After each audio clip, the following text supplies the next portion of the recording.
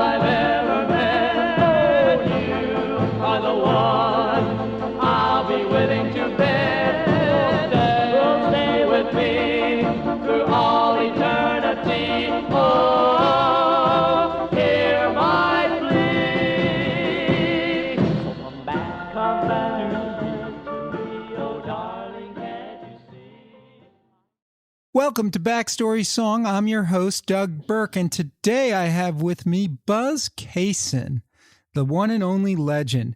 Buzz, I've had the chance to read your biography, The Everlasting Love, Living the Rock and Roll Dream, and also watch your documentary, Berry Hill, from Creative Workshop and Beyond, and I have been blown away by your career and the amazing stories that you tell in your biography.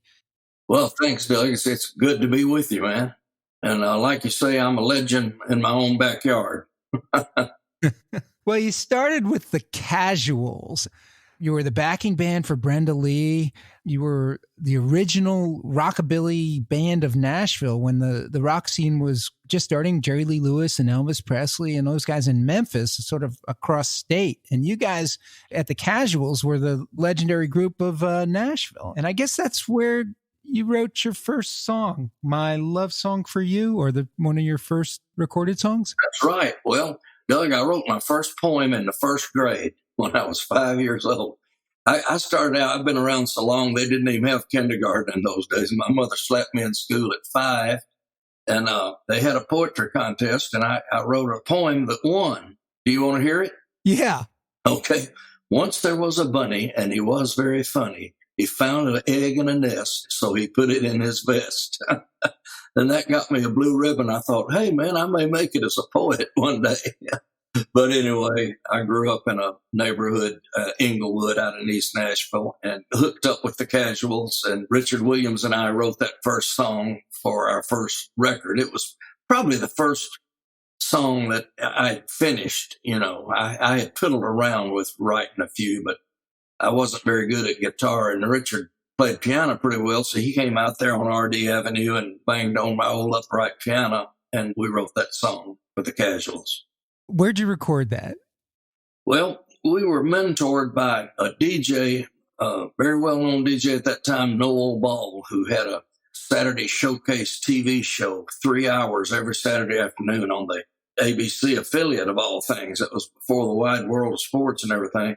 That's where I met the guys in the band, and Richard was the singer already, and their manager I kept saying, man, let me sing with them. He said, well, they got a singer. They don't need a singer.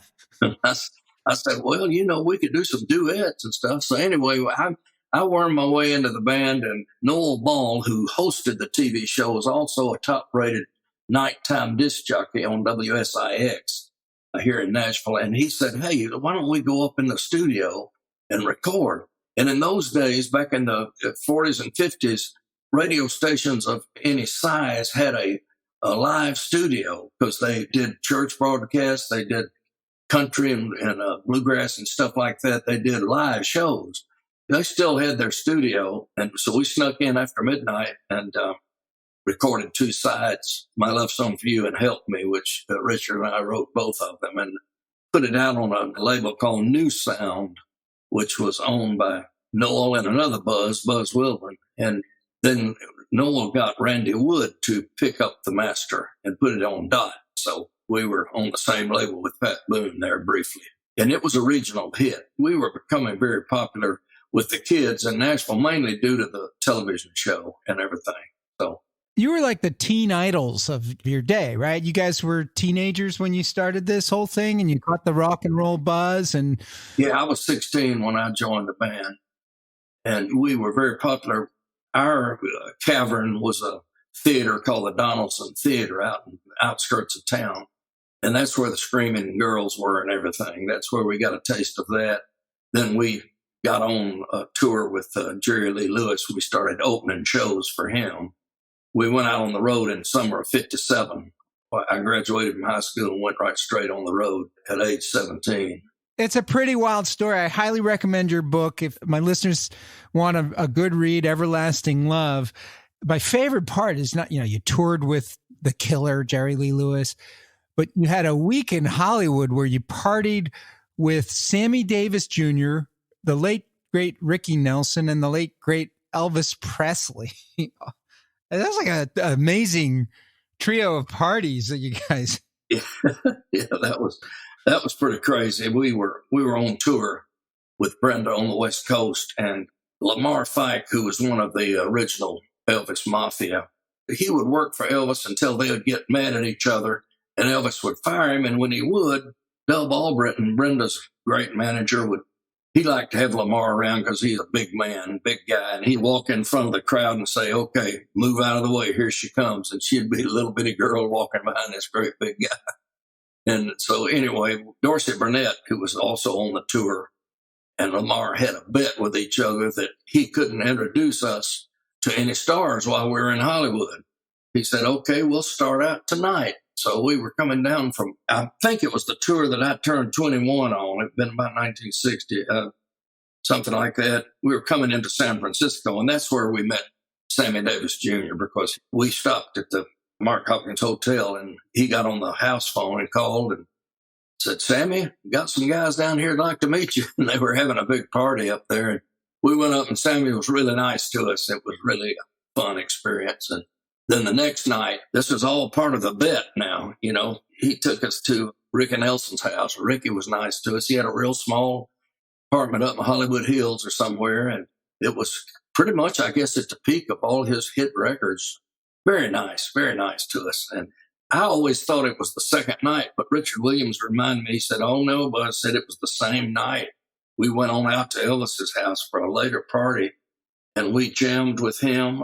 He played piano and said, you ever think about how many songs go like this? And he started playing from C to A minor to F to G, like Good Night, My Love, Sincerely, oh no, Sincerely.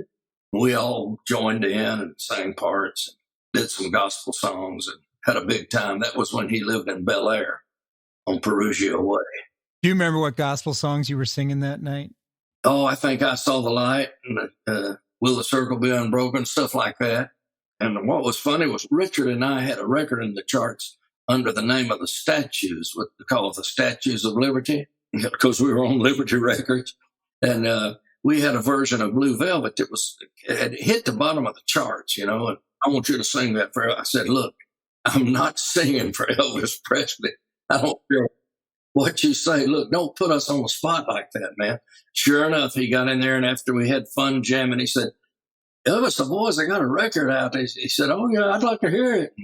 So, man, we had to sing for Elvis, but it was a rare occasion. And then it was something very interesting. He said, I've been getting my songs from opera, and he played some opera version of Caruso or somebody. And then he played Return to Sorrento, and then he put the acetate, the dub on, and played us his version of Surrender, which was, I think a follow-up to It's Now or Never, I believe. We were probably some of the first people outside of the record company to hear his next record, but he was very friendly, and it was quite a wild night.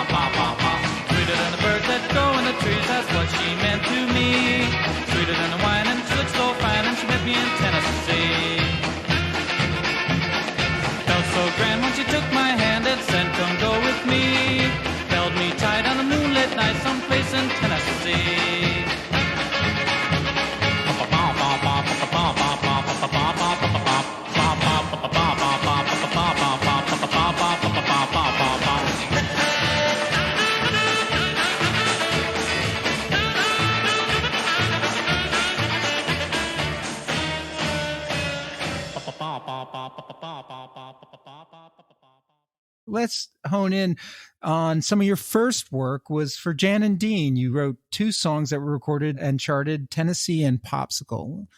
Yes, well, there was a little studio downtown on Broadway. There's a famous bar now called Tootsie's. At that time, it was called Mom's, but there was a little studio up above the bar. I was hanging out there. I don't remember what I was there for, and I met Bobby Russell, first time we had met. And he was from the other side of the tracks. He was from kind of the uppity part of town. I remember he looked real cool, and he had a black overcoat on and everything. He looked down at me and said, you write songs? I said, yeah, I wrote. I figured I'd written one half of one song. I figured I qualified. He said, well, let's write something. So we went out to Green Hills area of Nashville, out Hillsborough Road, and we liked Jan and Dean. You mentioned us being a rockabilly band, the Casuals, but we really were an R&B band. I told somebody we thought we were black till we looked in the mirror. We did almost all black music, Bo Diddley, James Brown, Hank Ballard and the Midnighters and all that. But anyway, Bobby and I, we wrote this silly song,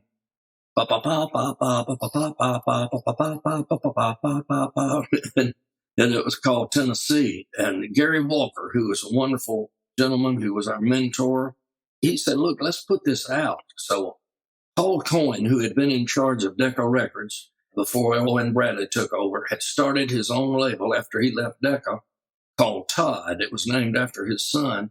And they called us the Todds on Todd Records. And we had this little demo of Tennessee.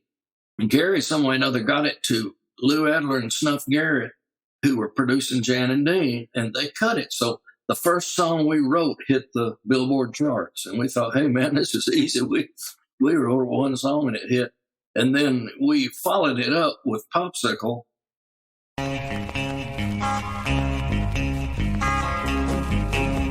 My summertime job's got me working real hard. Relaxed afternoon sitting out in the yard. Just me and my baby, I'm holding her hand. Then pop, ting-a-ling, here comes a popsicle man.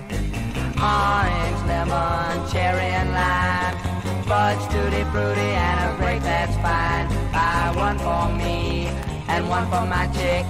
A lot lot of good eating on a popsicle stick. Popsicle, popsicle, if you wanna get cool, it does a trick. And they come on a stick. Some people eat popsicles just for kicks, but me and my baby, we save the sticks to keep brother and sister as quiet as a mouse. We give them popsicle sticks to build a popsicle house. Popsicle, popsicle, if you wanna get cool, it does a trick. And they come on a stick. Popsicle, it wasn't released for a few years. It may not have come out until 63. I'm not sure what year Popsicle came out, but it did better. I think it got in the top 20. When I started out as a kid making my own living, I started out supporting myself from about 12 years old. I pushed a popsicle wagon out there in Inglewood, and I made enough money to buy my first car at age 14. I saved up $200 one summer. We had some experience in the popsicle world, you know. Well, is Popsicle a double entendre song? No. No, it's a clean song. It's about my summertime jobs, got me working real hard, relaxed afternoon sitting out in the yard, just me and my baby, and we're holding hands, and then pop, ding-a-ling, here comes the Popsicle man. Popsicle, pa-pa-pa-pa-pa-pa-pa-pa. We always had to get the pa-pa-pas in there, you know. Now, there's no sexual connotation in this song. No. That's wild. Get your mind out of the gutter. I know. I'm in the gutter on this one. I apologize for that. I thought you guys had your tongue in cheek on this stuff. Yeah, no, it was clean cut, all American rock and roll. That went to 21 on the charts, Popsicle, and Tennessee peaked at 69. Yeah. And that was Jan and Dean. And I guess, unfortunately, they got in that car wreck and their career didn't go as far as they would like. Yes, I became friends with Jan. I worked at Liberty Records from 62 to 64, helping Snuff Garrett out producing. And Jan and I, we would run into each other at the record company. And one evening at the United Recorders down there on Sunset Boulevard, we were in the hallway chatting, and this little girl comes up. I remember she had dirty feet and was kind of ratty looking a little, but she was cute. She came up and she said, "Hey, guys, guess what?" Said, "Sonny's going to record me." And it was Cher. Ah. Jan and I looked at each other like, yeah, sure, you know, yeah, sure. Anyway, Sonny and Cher used to come up to the office and visit with Don Blocker, who was our A&R boss there. Kind of knew them just slightly. So you and Bobby Russell, talk to me about that co-writing partnership. I mean, you were more than just co-writers. You actually became business partners in the music publishing business. Bobby was just coming into his own as a great lyricist, a great songcrafter, a great writer. And from the moment we met, we had a dream of one day having our own publishing. We idolized Don Kushner and Al Nevins, who had all done music, Neil Sedaka, Carole King, and all those folks up there then. We idolized them the way they got cuts, you know, and had their own publishing. But Bobby was signed to a company, and we didn't co-write much for that. But later on in 67, we had a brief period in there where we wrote for Bill Justice, the great arranger and the guy that recorded the great hit instrumental Raunchy. We worked for him for a while, and he moved to California to become an arranger out there. And he said, "You guys need to meet Fred Foster." So I went out and talked to Fred, and I had never met him. He produced all the Roy Orbison records, kind of discovered Dolly. He was a great record man, had Monument Records. And we formed a company with him, Rising Suns Music and Records. Matt Gaden and I wrote, at that period of time in 67, we wrote Everlasting Love, which came out by Robert Knight on our label on Rising Suns Records. We were kind of off to the races as publishers, but we still had partners. We had Fred Foster and Jack Kirby, his partner. The deal kind of fizzled out, and we asked for our release from there, and we formed Russell Cason Music. We immediately had a hit. Bobby wrote The Joker Went Wild for Brian Hyland, which was, I don't know whether you can look that up or not, but it was a pretty good-sized hit record. Yeah, top 40 in 1966. Yes. So we were kind of off to the races, had our own little office. And then in 68, Bobby came, within 2 weeks, he wrote two of the big standards of the 60s, Honey, which was a hit by Bobby Goldsboro, and Little Green Apples, which was launched by Roger Miller and was a huge pop hit by O.C. Smith. And over 200 versions on each one of those songs. And it was in those days where you sold a lot of sheet music and albums, and everybody would record the hits in those days. Everybody from Robert Goulet to Sinatra to whoever would cover if you had a big hit pop song. Yeah, well, Little Green Apple was Song of the Year at the Grammys in 1968 and was a particular favorite of Frank Sinatra.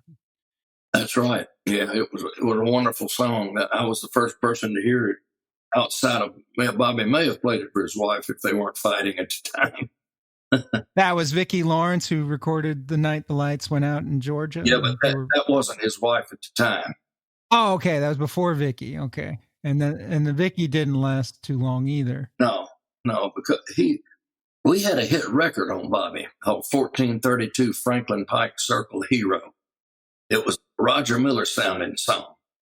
And so Bobby was doing a couple of TV shows in California. He met Vicki Lawrence, and they got married. So that kind of ended our partnership. So long about 1970 is when I moved out to Berry Hill and started Creative Workshop. And we started our individual publishing companies at that time.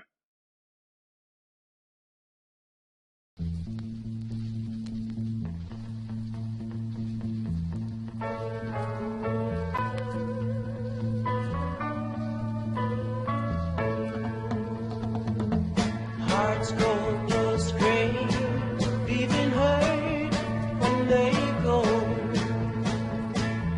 I went away just when you needed me so. Filled with regret, I come back begging you. Forget, where's the love we once knew? Open up your eyes, then you realize here I stand with my everlasting love. Need you by my side, girl, be my pride. You'll never be denied. Everlasting love from the very start. Open up your heart, be a lasting part of everlasting love.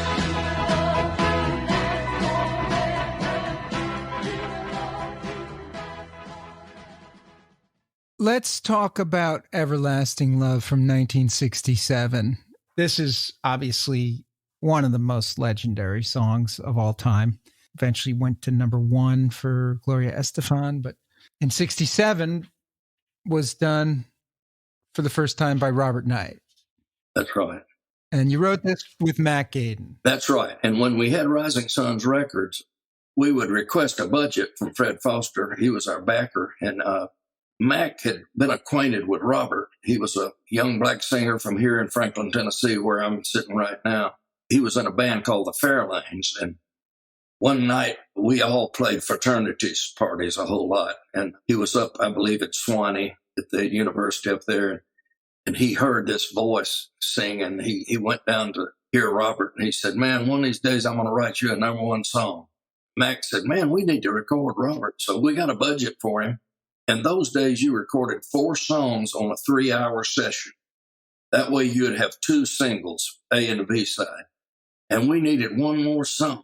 Mac was over. It was out in West Nashville, where I lived at the time. And we sat down to write it. And Mac had these 2 distinct melodies. And I said, man, any way you can hook them together as one song, that would be cool. Because if you know anything about Everlasting Love, it's 2 separate hook sections. It's the hearts go astray, and then it's open up your eye.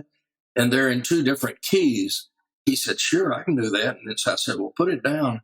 He said, well, I've got to go. The wife's got dinner waiting. I said, well, I'll put some kind of a lyric to it, and we'll go for it tomorrow night. We had a 10 p.m. session that next night, and we put it on, and if I'm not mistaken, it was the last song on the session. When we started it, everybody just lit up. Everybody was worn out and tired and everything. But we had a great array of musicians. We had Norbert Putman on bass, had Pig Robbins on piano, Mac Gaden was on guitar, and we had live horns, and myself and Carol Montgomery sang the backgrounds. And it was Brent Mayer's first master session, who later on became the great producer of the Judds and was also the chief engineer at Creative Workshop later on. Robert's record just took a long time to break. I don't know, what the sales figures on it were. I think something around 400,000 or something, because it just sold on and would break in one area and then fall down and break in another one. That's why it never charted real high, because the impact wasn't in unison with each other. So, and then it got covered in England by a group called Love Affair and went #1 over there. Yeah, went all the way to 13 in the U.S. charts, 14 on the R&B and the Robert Knight version, and 40 in the UK. And then the Love Affair, which that video I highly recommend to my listeners, is really fun to watch. And that went all the way to #1. So tell me what it was like writing with Mac. He was young in his career then, right? Well, you guys were both young, I guess, although you'd been in the business for a decade at this point. Yeah. I was already a veteran, but Mac had played on J.J. Cale's Crazy Mama. He played that wonderful wah slide guitar. He's known all over for his slide playing. But when we write, he plays a set of chords and maybe hums a melody, and the lyrics just jump out of them for me. And then we come up with counter melodies, and it's wonderful writing with him. And in fact, let me fast forward to right now. We have out a record called Come Along, which myself and Parker Cason produced on Mac, and it's just out now, and it was like renewing an old friendship. We got together and wrote several new songs.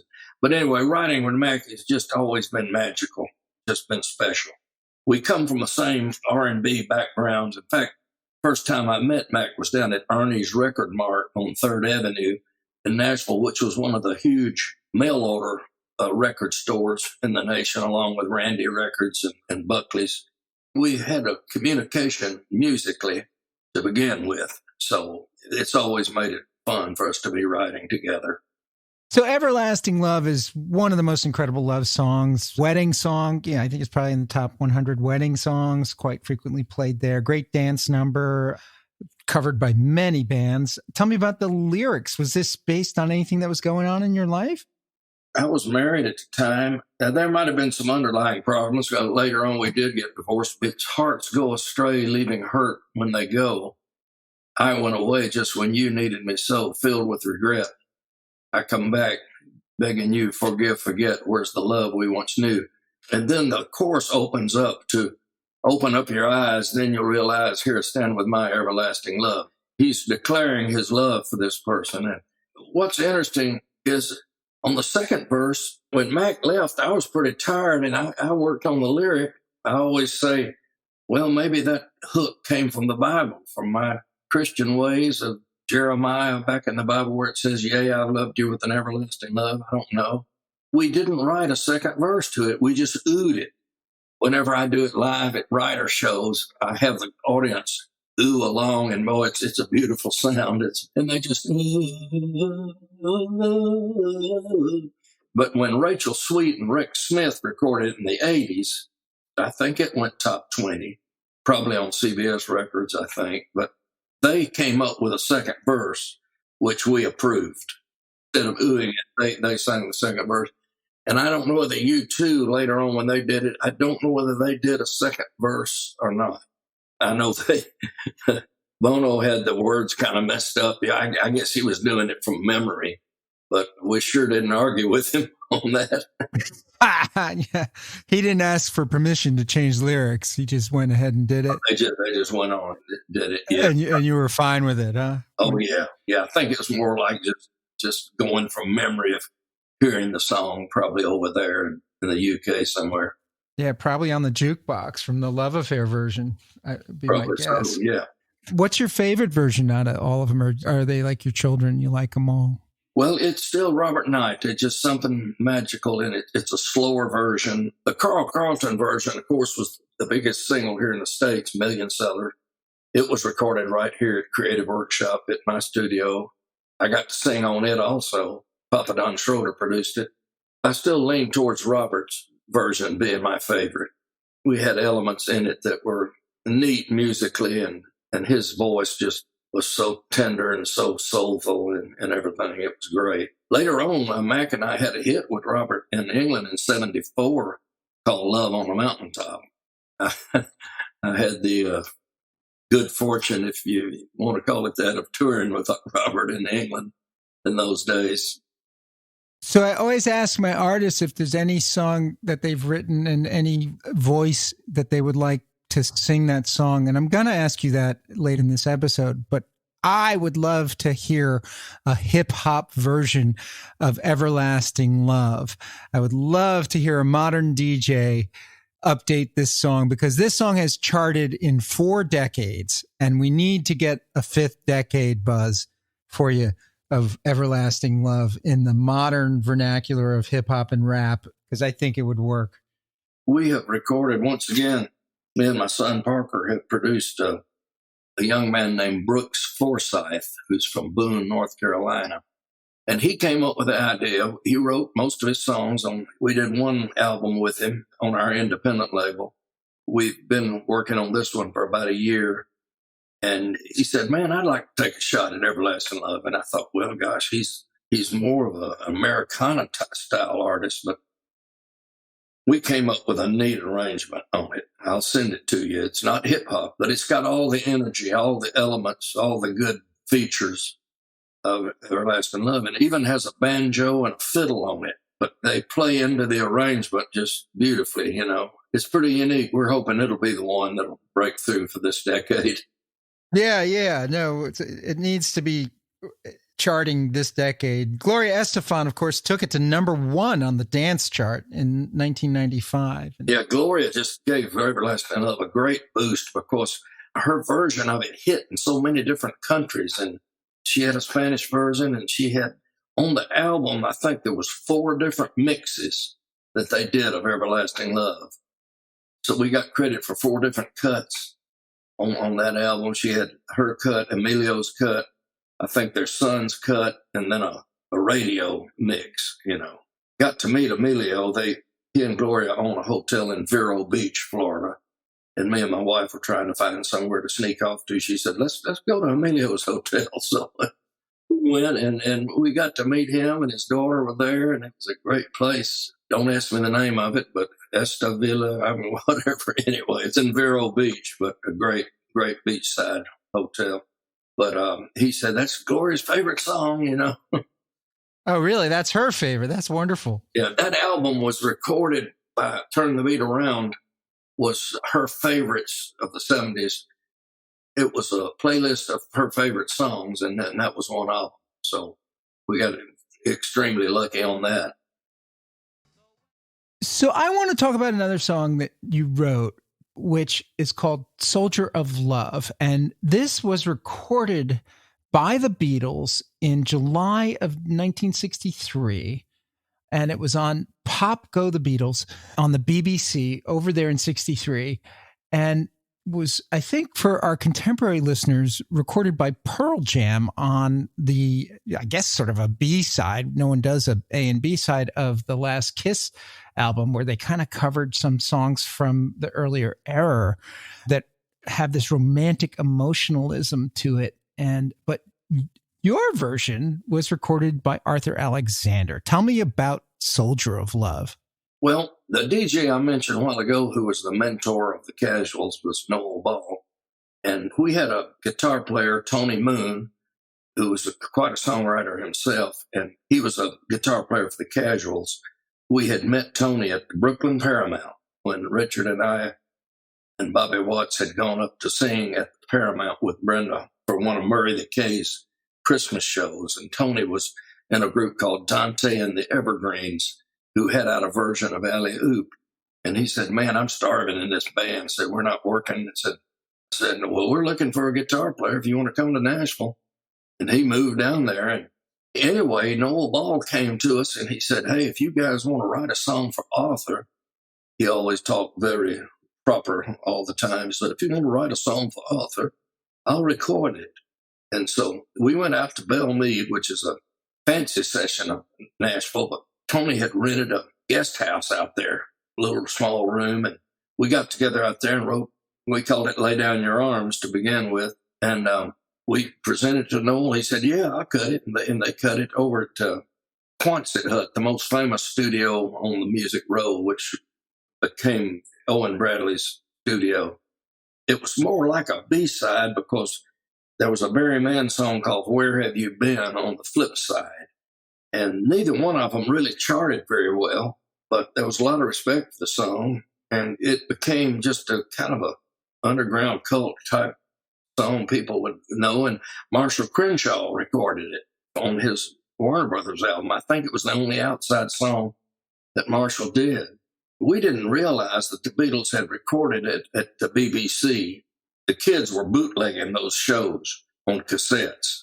And that's what led Capitol Records to buying all of those songs and all those cuts. And it was released in the aftermath of John Lennon's murder, right, in the 1980s. And that's when people kind of discovered it, because it was just a bootleg, I guess, off of the BBC prior to that. Yeah, and John Lennon sings lead on it, which was kind of gave me chills when I heard it.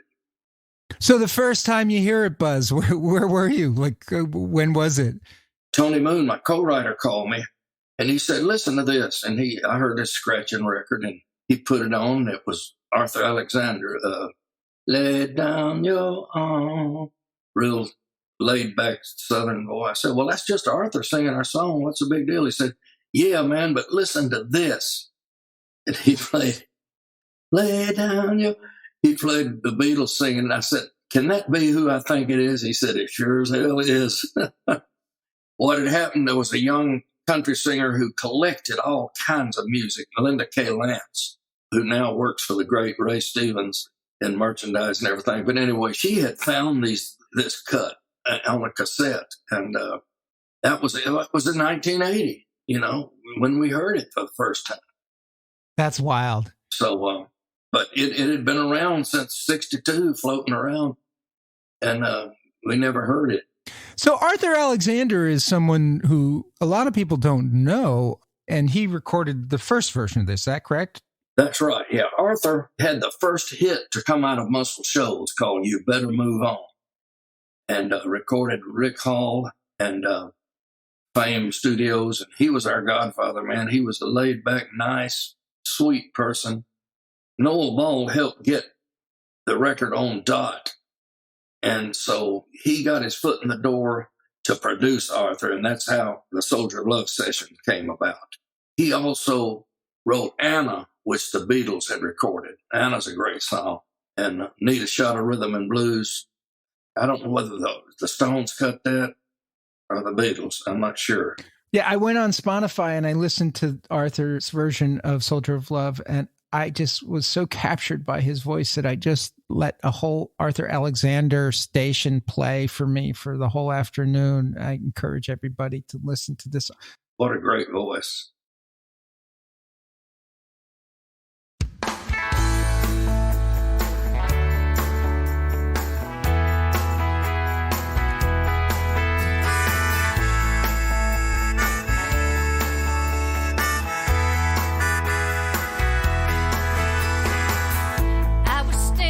Grocery store line, the one they marked Express, when this woman came through with about 25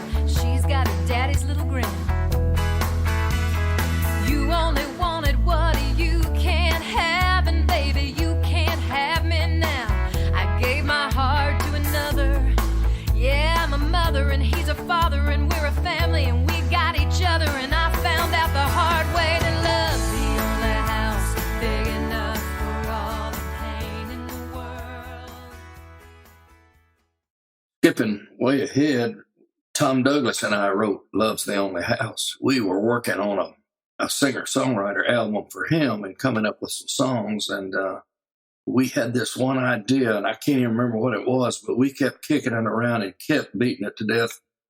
Finally, we were just frustrated one day, and he started just playing this kind of Mexican beat thing. And I said, man, I love that. He said, I don't know what I'm doing. And I said, well, let's put it on tape, man, and write something to it. So we wrote Love's the Only House, and we couldn't get it recorded at first. Well, first of all, I said, I think it needs a bridge, and actually recorded it and inserted it into the demo. We had one producer that sort of liked it, but Tom went down to the Sony Tree Music down on the road, and they have the fire hall, which a lot of folks write songs in. It's an old fire hall that's been converted to writer rooms and a little studio, and he cut the demo with Rick Schnelly down there. And man, I mean, I said, if we pick the tempo up on this thing, I believe we can get it cut. And sure enough, it came out magical. It just came out wonderful. Tom always sings his demos. He said he's never had a cut he didn't sing on. So, But Martina McBride turned it into a hit, right? That's right. Off the demo? Yeah. Everybody wanted it. Tim McGraw's producer had called me and wanted it. I said, well, it's too late. I said, they've already put a hold on it. Martina McBride has. You know, Paul Worley was a big Tom Douglas fan. He had recorded his first hit called Little Rock. He produced that record. They actually wanted me to sing background on it, but I was out of town. I couldn't make the session. But Tom played the harmonica on it, which is just a two-note thing. They had called Delbert McClinton in to play on the record. And Paul, the producer, said, something's just not right. It just doesn't sound like the demo. I said, get whoever played on the demo in here. Let's try him. And it turned out it was Tom, so he played on the demo. And then Martina, since it's just a two-note solo, da, da, da, da. So she pulls out a little harmonica and plays it. I don't know whether she still does, but she did. But a very moving song, went number 2 in the country charts. Seemed like there was one station that held out on us, but had a beautiful video to it. Well, the song tells a story and the video tells a story. It's a really good combination of storytelling, songwriting, which lends itself to a better video. Is this story at all based on personal experience or just someone you knew? Or is this just you being a generalist songwriter? It really just came out of our minds, out of our sensitivity and care for human condition. You know, that's pretty much what it's about. You know, love's the only house that can take away all the pain in the world, which is true, you know, and it was kind of a spiritual experience. Yeah, it's a great song.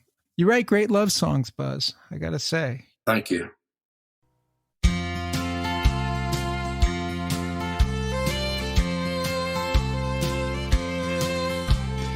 Look out on the night sky and tell me what you see. Those stars have been there shining through eternity. And there's another light that's burning, and it's been here from the start. It's this feeling for you here in my heart.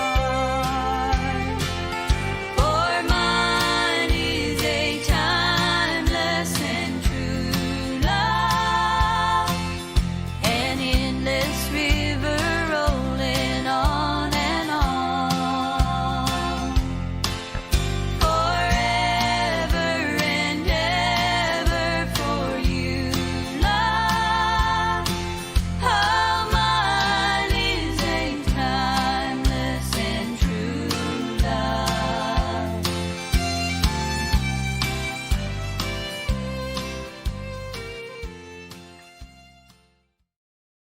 Another one is Timeless and True Love.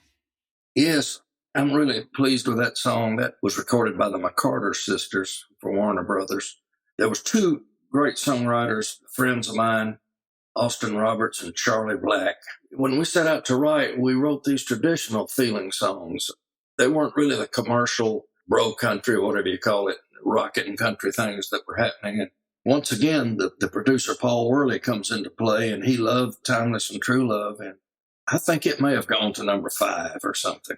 They had 3 little girls came down from East Tennessee, from up in Sevierville, the McCarter sisters, and they had the big hair. They were cute girls, and everything was moving into kind of more of a slick era in the country feel then. And they might have been a little too country for Nashville. I don't know, but they didn't last too long around here. But they were charming and sang that song beautifully.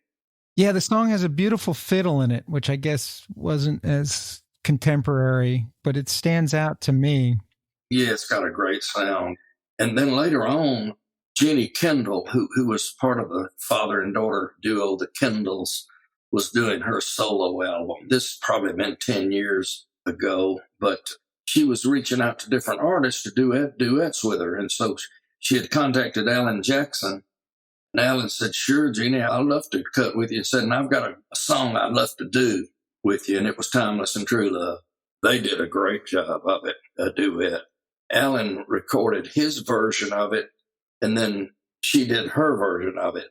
His never came out. I begged Joe Galante. I tried to get RCA to put it out, but he really sang it nice. It wasn't in that straight country feel. He had kind of a folk feel about him. But anyway, it's a special song. When I do my songwriter shows, it goes over real well. I love this one line in this. "My love is no less tender, born of fire and steel, and the world could never change the way I feel." Yeah, I've got to give that to Charlie Black. I'm pretty sure Charlie came up with that line. That always blew me away. Oh, really? You're writing with a guy like Charlie Black, and he comes up with that. Is it like, you just know that's going in the song? You're like, that's it. You know it right away. Yeah, there's no turning back on that.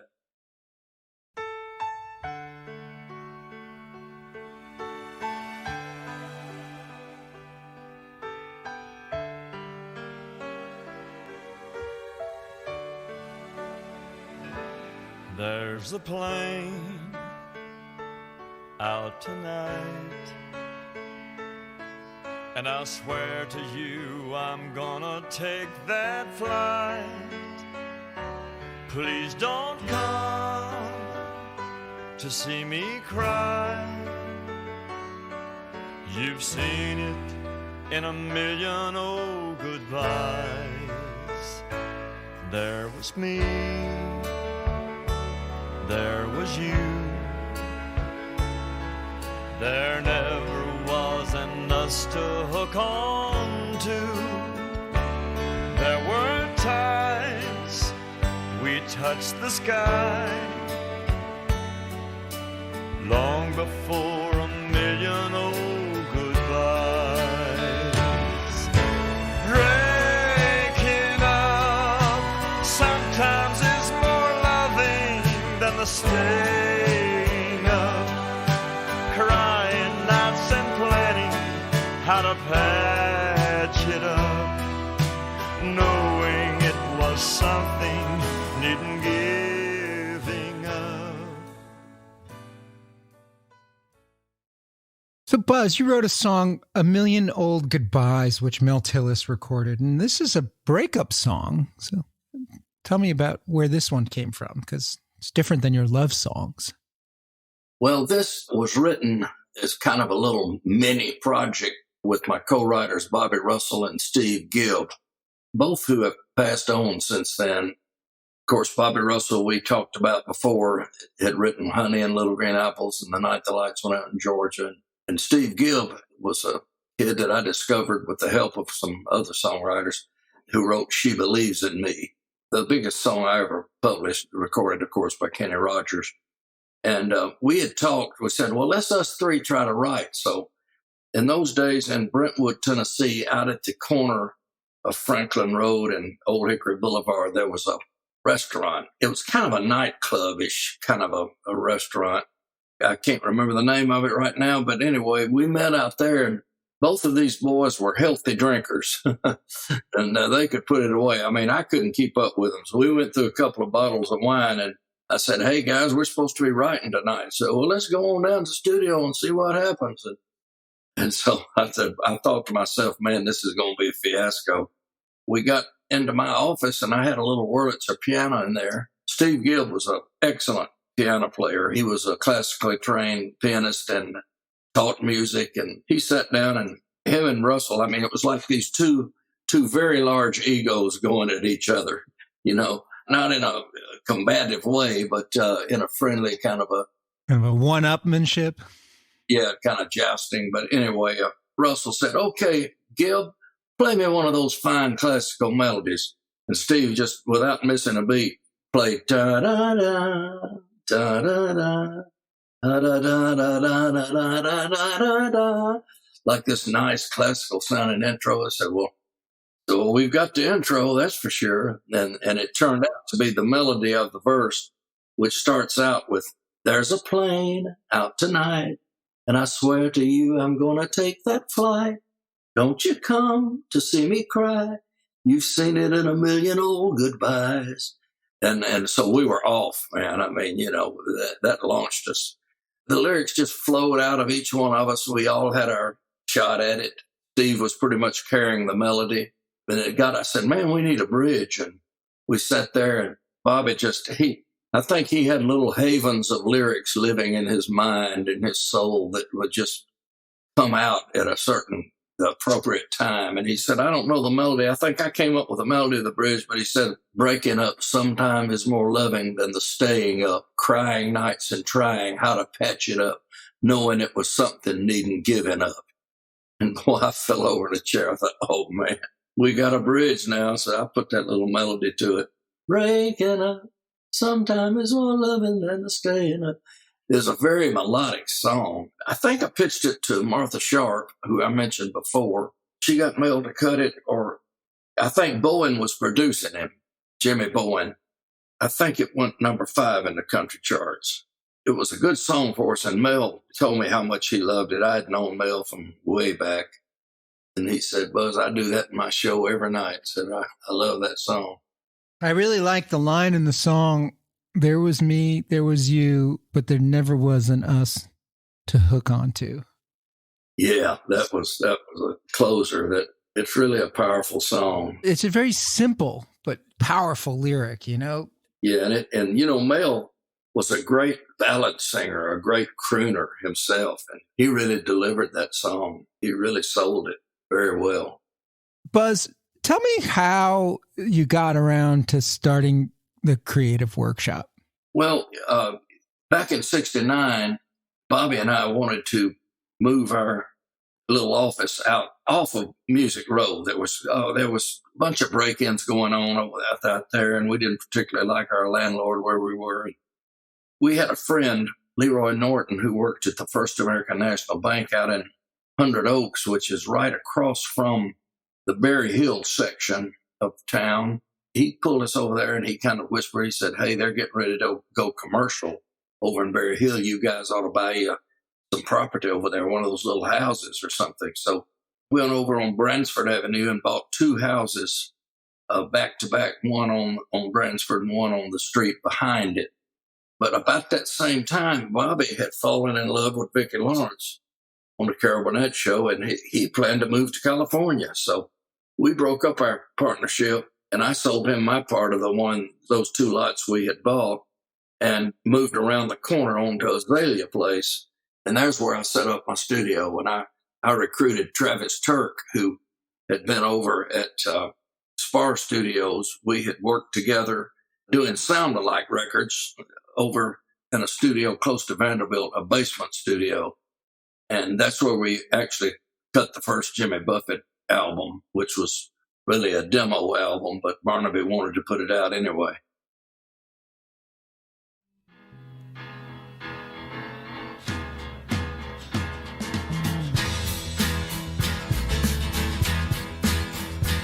It was a high Cumberland Jubilee, such a high Cumberland Jubilee. It was a high Cumberland Jubilee, such a high Cumberland Jubilee. It was a high Cumberland Jubilee, such a high Cumberland Jubilee. It was a high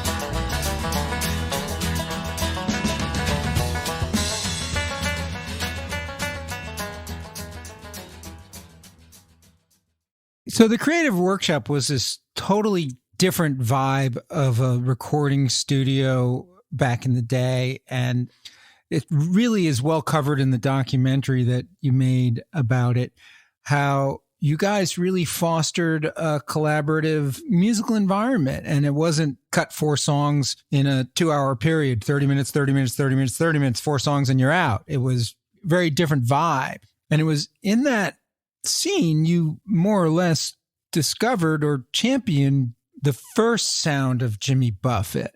Yes, it was actually the second collection of songs. The first one, like I mentioned, was recorded over at Spar Studios, and it was a bunch of demos. And Jimmy Buffett, myself, and DJ named Captain Midnight, and a couple other guys, Dave Conrad, we played tennis together. Now, the only one of us out of the 4 that could play tennis was Mike Shepard, who was running Barnaby Records for Andy Williams down on the road. I mentioned to him one day after tennis, I said, Buffett's a singer, a songwriter. He said, oh, is he really? I said, yeah. He said, bring me something. So I took him this collection of songs, and he said, hey, I want to put it out. I said, no, wait a minute, Mike. I said, we need to go to a real studio and cut these. This is just done in our little basement place down here. He said, no, I want them like they are. So he gave us $2,500 for the whole album. And I asked Buffett, I said, you think we ought to do it? He said, well, I need something to sell on the road anyway. So he was starting to play colleges and touring around. And so we did it. And Buffett jokes, he said, I think we sold 300 records or something. I said, yeah, if we sold that many, As a follow-up, Jimmy and I had this concept album idea called High Cumberland Jubilee about a couple lived up in the Cumberland Mountains east of Nashville, and they were having some problems and stuff and drug problems and different things. So we wrote these songs, and we actually started recording in Creative Workshop before it was even finished. I mean, the floors weren't in and the walls weren't done, and Travis and I couldn't wait to turn that machine on and get to recording. So the album was pretty good. We brought Bergen White in to do some strings, and once again, I did voices with him, and Jimmy and I wrote most of it. The problem was it didn't tickle Barnaby's fancy. They didn't care for it, so they didn't put it out. So it didn't come out till later on, before the Salt, and then it came out on Jimmy's Margaritaville label called Before the Beach and did quite well. His fans, it's before he moved to Key West and created the so-called Gulf and Western sound and the Parrot Head sound, and it's got a very different style to it. And so his fans don't like it. It reminds me a little bit of like Bruce Springsteen's first albums and Bob Dylan's first album. It's just a different style of music than what took him to the big time. But I really enjoyed listening to it. And I really enjoyed listening to High Cumberland Jubilee. Tell me about writing that song. Yeah, well, that's kind of the theme. Well, it is the theme of the story. And we used kind of a rockin' bluegrass beat to it. I think we used Bobby Thompson, who was the great banjo player at the time. And we had Randy Goodrum on keyboard. I played a little keyboard on part of the record. We had outstanding musicians on it. And there was a kind of an instrumental interlude in it that's very good. And then there's 2 pieces to the song High Cumberland Jubilee. There's High Cumberland Jubilee and then High Cumberland Jubilee Reprise, or something we call it. It's filled in with just regular commercial songs. But it's a fun project. Buffett says, it was a time of music when there was concept records. He said, so we did a concept record. It may not have been a good concept, but we did one. It's so funny to see him in those tashiki shirts instead of, the sort of Caribbean multicolored shirts. It was like he was in a different place at that point in time. And musically, he was in a different place than where he got to later. It's really an interesting time capsule. It was kind of the end of the folk era for Jimmy.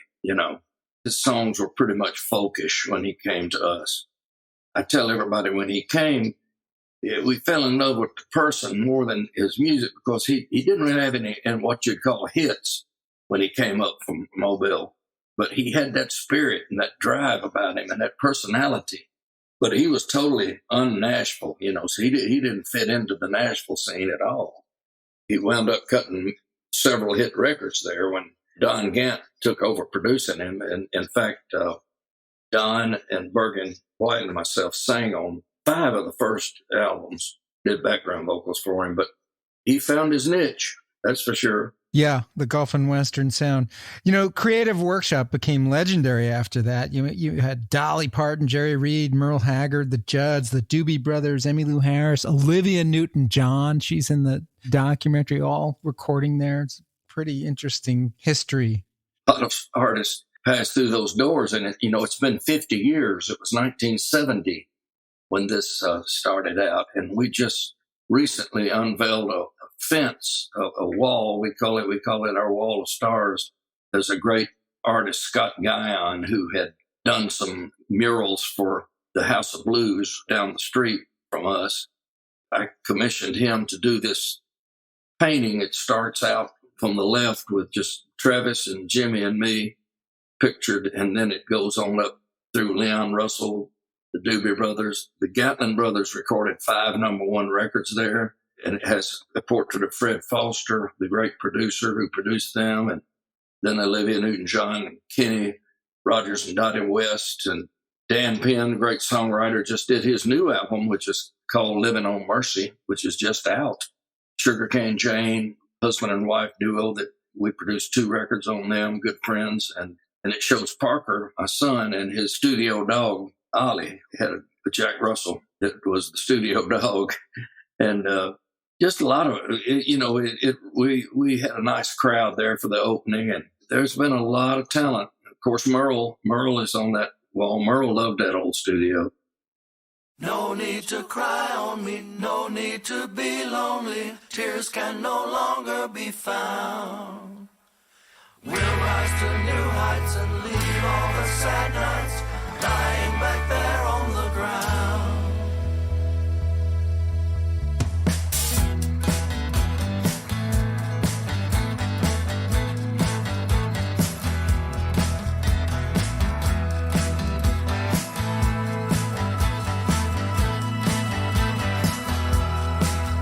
It's a long way out to Montana, for most anywhere you leave from. She could never quite understand me. Maybe that's why I'm out here on the run. Mountains and prairies, they soothe me. People are few, but they're kind. Freedom, it keeps running through me, forgetting what I left behind. Oh, Montana, lead me home. Hey, so you and your 2 sons have some new music out. You have not stopped, Buzz, at all, creating music since you started. 2 songs you want to talk about, Montana and why. I just love these songs. You're still doing it. Yes, I had written Montana with the idea of having the guys come in on harmony. And also the story relates to a trip that we took with their mother back in the late 80s out to Montana to a ranch. Just had a great time. And we were near Jordan, Montana. And at that time they had the free men up in the hills protesting the government about something or another. We spent the week there and just fell in love with the place, and it's kind of a story surrounding that.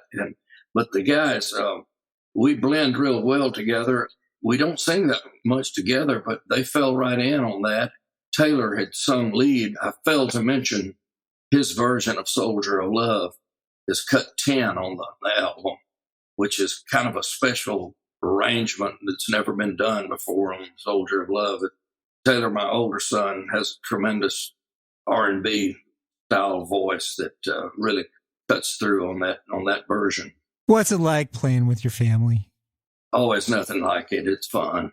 We very seldom do anything live together. Parker's been real aggressive about being in the business, and Taylor, I don't think, could quite put up with it. They both are music degree graduates, Parker from Belmont University and Taylor from Middle Tennessee State.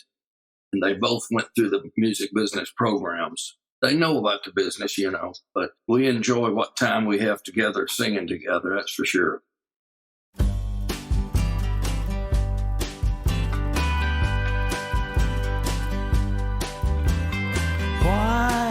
watch the night come and darken a nearly perfect day. Why does a dream that's so beautiful end when we away?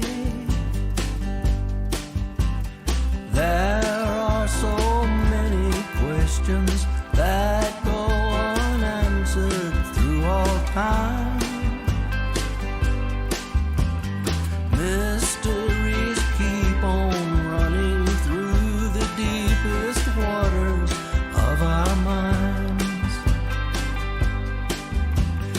Why does the end have to come all too soon for ones we love? Could it just be that our selfish hearts never get enough? The song Why, I think, is one of your real most mature songs as a songwriter. It really is a reflection on life in some ways. It's just a beautiful, beautiful song. Thank you. That song came down from heaven or wherever. It just flowed on out, and it didn't have to struggle with it. And I had a friend, I mentioned before, Brooks Forsyth, who cut a couple of albums with us. He's a great acoustic player, and he helped me work out this little guitar lick on it. In fact, he plays on the session. And we had Sadler Vaden on guitar, who is an outstanding guitarist and plays with Jason Isbell in the 400 unit. Some good musicians on it. I never got the vocal really like I wanted it, but I felt that the vocal was sensitive feeling enough to fit the song. We went in and did the harmonies, and it really kind of put it over the top, I thought, on the chorus. They come in with a real high why sound. It's kind of a reflection on life. It's a little deeper than most of my songs. Right, right. What are you trying to say here? It says, why do we ask why anyway? Why don't we ask God to give us another day? Or just, why not ask why, but thank God for giving us yet another day? That's kind of the crux of it, you know. We don't always get the answers. Why? That's right. We don't. Yeah. Well, I have to thank you, Buzz. Can I ask you a few questions? Do you remember where you were the first time you heard one of the songs you wrote on the radio? That's a good question. I probably, when I heard My Love Song for You on the air with the Casuals, because Noel Ball, as they used to say, played the grooves off of it in the vinyl days. I'd probably be driving around in my old 46 Dodge when I heard it first time. There's nothing like that for a songwriter, and I've heard many of them say it. There's just nothing like hearing your music on the radio. I mean, you can get the record and put it on a record player or play a tape of it or something, but it's nothing like when you hear it on the air and somebody's taken the time to listen to it and like it and spin it or put it on the air. You know, it's a thrill like that never gets old. Well, I got to thank you, Buzz Cason. This has been fantastic. Thank you for joining Backstory Song, and thank you for the gift of your songwriting and your performance gifts and your recording gifts and your publishing gifts and everything you've done for all the musicians and songwriters and producers that you've worked with. You are really a real giver to the industry, and we're very, very grateful for everything you've given us. Well, thank you so much. It's been an honor to be with you, Doug, and just a real privilege, and I appreciate your research and your care and your interest in songwriters and what you do for us. And you really do your homework, and it's just a pleasure to be with you. Thank you. Thank you.